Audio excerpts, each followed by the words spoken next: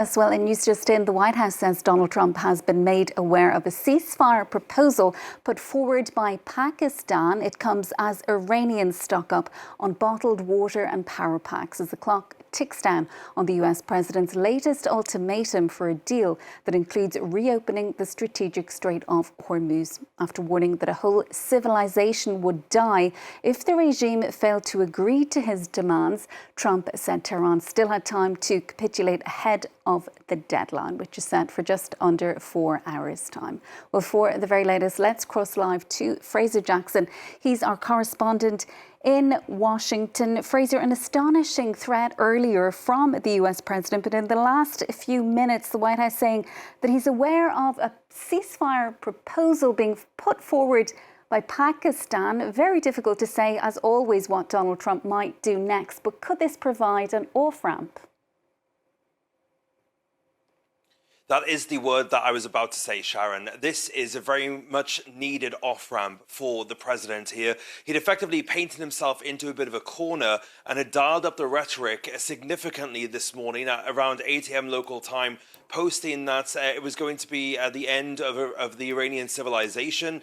But now an off-ramp being offered here by the Pakistani Prime Minister Shehbaz Sharif, who took to Twitter to ask Iran and the US to observe a 2-week ceasefire to, quote, allow diplomacy to achieve conclusive termination of this war. Now, of course, that is what the Iranians want. They do not want a ceasefire agreement. They want a more long-term deal. Now, so this post on X that we saw from the Pakistani Prime Minister said, to allow diplomacy to run its course, I earnestly request President Trump to extend the deadline for 2 weeks. Pakistan, who of course has been mediating this, in all sincerity requests the Iranian brothers to open the Strait of Hormuz for a corresponding period of 2 weeks as a goodwill gesture.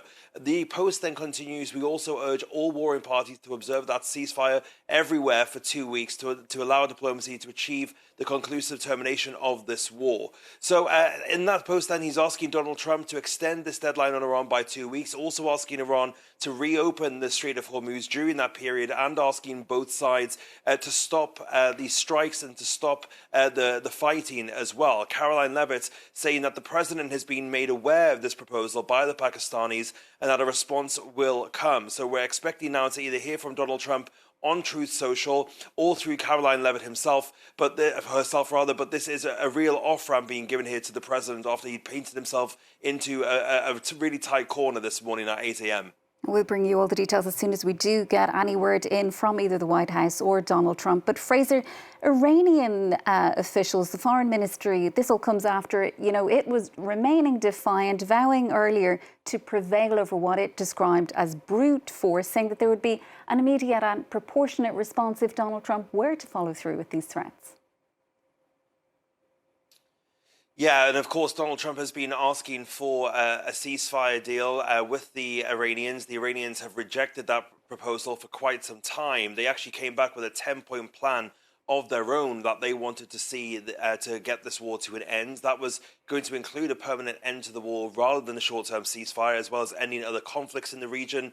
They also wanted a system in place to ensure safe movement through the Strait of Hormuz, the formal recognition of their right to enrich uranium, which of course Donald Trump has said that he does not want to see. He does not want Iran to be able to enrich uranium, especially to levels that could allow them to have a nuclear bomb. They've also asked the Iranians for the removal of sanctions imposed on them by the US and other countries, and an end to Israeli hostilities on Hezbollah in Lebanon, and one of the proxy groups that of course Iran supports. But in exchange, they would charge a toll of around $2 million per vessel that would make its way through the Strait of Hormuz once the blockade was lifted, and those funds would go towards rebuilding the infrastructure damaged by strikes on Iran by the US and Israel as well. So that was not holding water for the president, which led to the rhetoric that we saw this morning.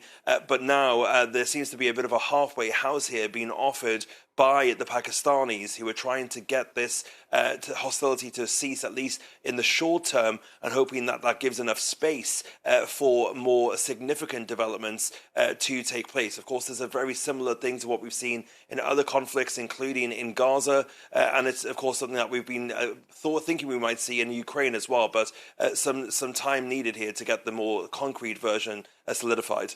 Thanks, Fraser. And as you say, we'll bring you all the very latest developments from Washington as soon as we get them. That's Fraser Jackson, France 24's correspondent in Washington.